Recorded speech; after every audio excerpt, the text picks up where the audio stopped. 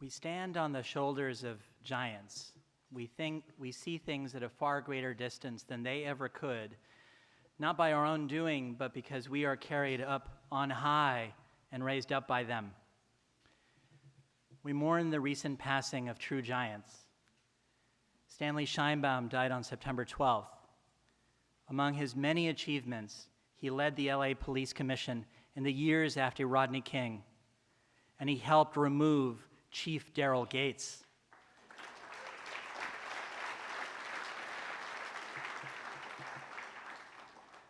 That alone should be enough, right? But he also organized the defense team for Daniel Ellsberg, who leaked the Pentagon Papers.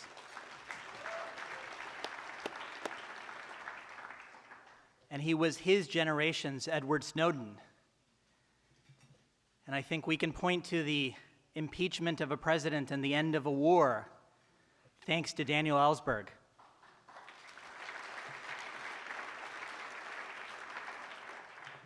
We remember Stanley as the chair of the ACLU Foundation of Southern California for a decade, and he, along with his beautiful wife, Betty, co-hosted the ACLU Garden Party. At our 2004 Garden Party, we created the Stanley K. Sheinbaum Award to honor his service and impact. Its first recipient was Tom Hayden.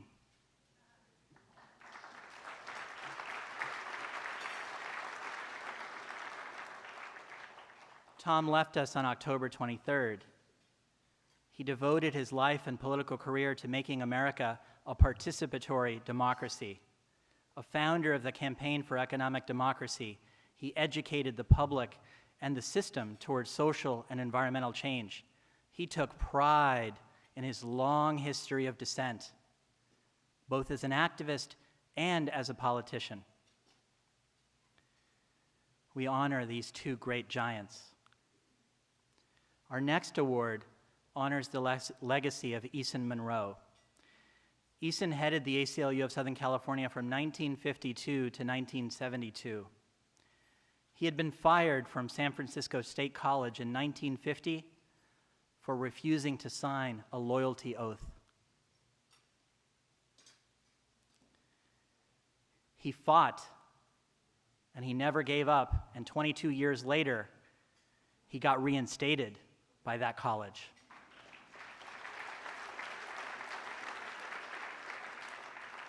That's the kind of spirit that we need to summon up now. In 1976, this affiliate created the Eason Monroe Courageous Advocate Award. Our first award recipients tonight of this incredible award lifted us up to new heights this summer with their great courage. Captain Khan's parents, Kizer and Ghazala Khan, appeared at the Democratic National Convention in July, and Kizer delivered one of its most moving speeches, captivating the nation with his story about immigrating to the United States and losing his son, a patriotic Muslim American who represented the best of America. His son, Army Captain Humayun Khan, died in 2004 when he tried to stop an unauthorized car from entering Forward Operating Base Warhorse in Iraq. The car exploded, taking his life, the lives of 2 civilians, and wounding 12 others.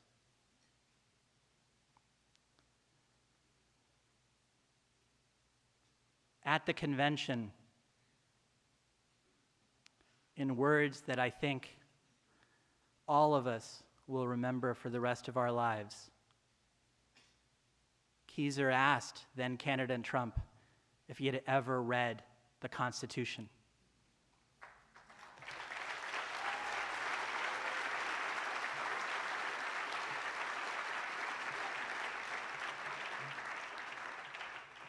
He offered candidate Trump his own copy of the Constitution to read. After the convention, they were both attacked. Ghazala, in particular, was attacked for not having spoken. In a powerful op-ed that ran in the Washington Post, she said what anyone with a heart could see. That she was heartbroken over the loss of her son. And anyone with any empathy for another human being should have been able to understand that. We have a number of Gold Star families here tonight.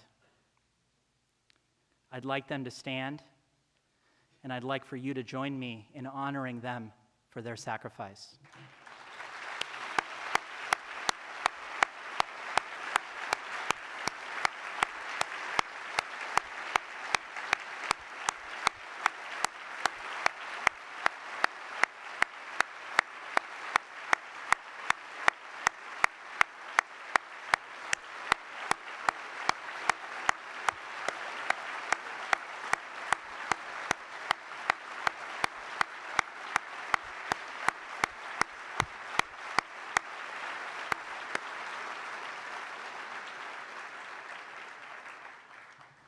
All of us like to think that we carry the Constitution around with us in our hearts. But as he showed us so powerfully, Mr. Khan carries his in his breast pocket.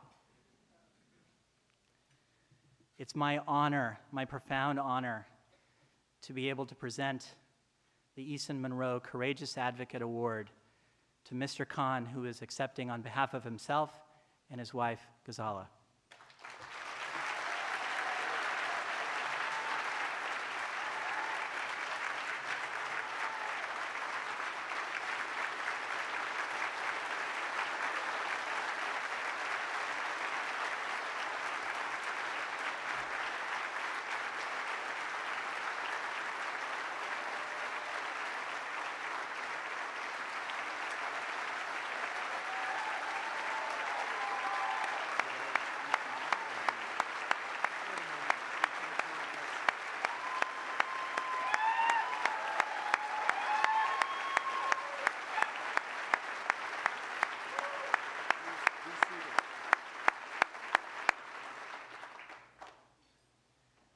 I'm sure he has his copy of his Constitution with him.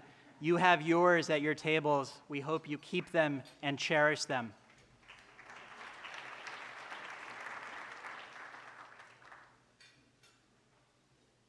Good evening. What an honor to be standing before you under the umbrella of ACLU. I have brief remarks. I wrote several pages, but I guess I will keep them for some other time. I have stopped speaking from behind the podiums because my heart wants to hug each and every one of you.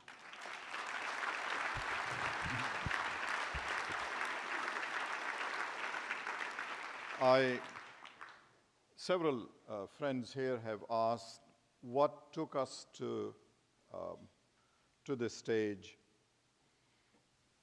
So I want to share that quickly.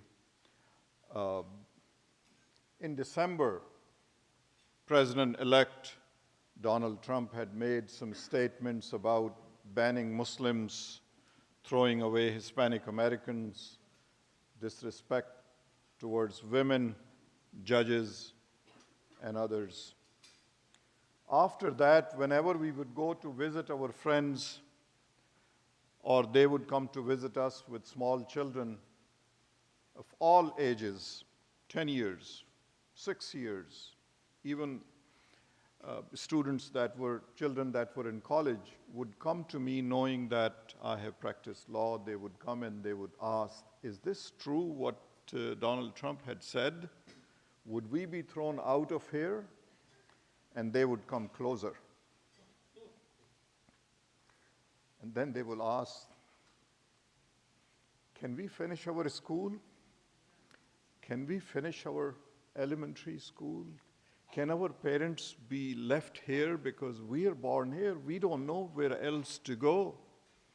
I would embrace them. I would bring them closer, give them encouragement and say that this is just political rhetoric. The Constitution guarantees you to equal dignity and equal protection of law, you will not be thrown. They will be heartened, but their parents later on will tell us that they don't eat well, they don't sleep well, they don't focus on their studies. That was at the bottom of our heart, their concerns. A reporter calls us and said, this is what Donald Trump had said, and I explained, gave my thoughts, and that article was published. That article was picked up by the Democratic National Committee, and they prepared a tribute to Captain Humayun Khan. And the rest is history, as you saw what took place. But what has happened since then, I have been speaking, going community to community. I have been to about 22 communities, all forms, size, some small communities, some religious communities, some faith communities, some ethnic communities, and I have spoken to children and adults. Then on the street, people have greeted us with respect, with dignity. One incident that took place, and that sums it up, standing here under the umbrella of ACLU, the work that they do. I was walking from one meeting to another meeting on the street. A modest lady touches my hand and says, Mr. Khan, thank you. Thank you for speaking on our behalf. I said, thank you very much, and I wanted to move on. She said, but wait, let me tell you something. So I paused. She says, I have a 10-year-old son. Every time for the last 2 months, whenever I come home, he's in his bedroom. He has come back from school, and he watches your speech. I have asked him, why so many times? Enough, stop it. And he continues to watch. So I finally asked him to sit with me and tell me why you watch this speech. You have watched it so many times. I apologize.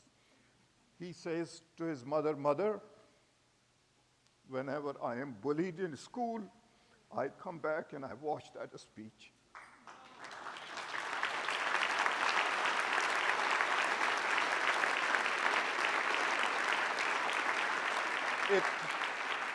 It strengthens me. It makes me feel as if there are people that will take care of us. God forbid something happens to us. So mother went to the school teacher and said that this is what has been going on in my home. Can you do something? Teacher was a thoughtful person, goes to principal. Principal says, why don't we show this speech to the entire class where this child had been bullied. So they do this.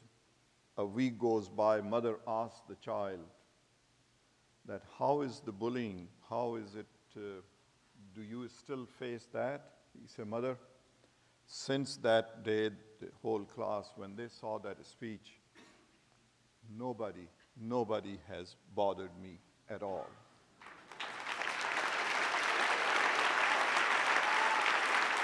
What I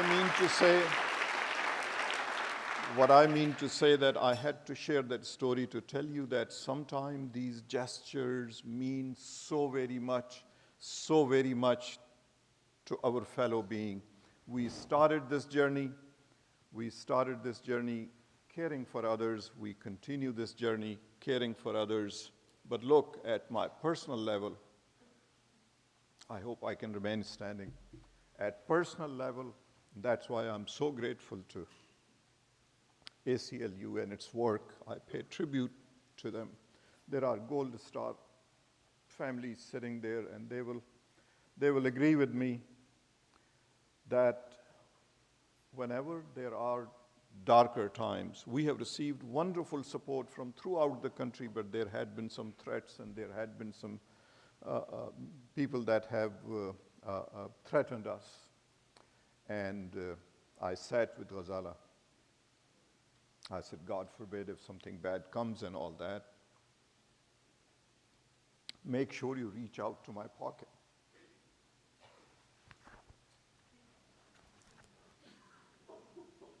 I carry this. To some people, this is just the Constitution. But look what is here. This is what it means to me. I have nothing on it except Thomas Jefferson's comments, 2 comments, and this telephone number. This is ACLU's telephone number.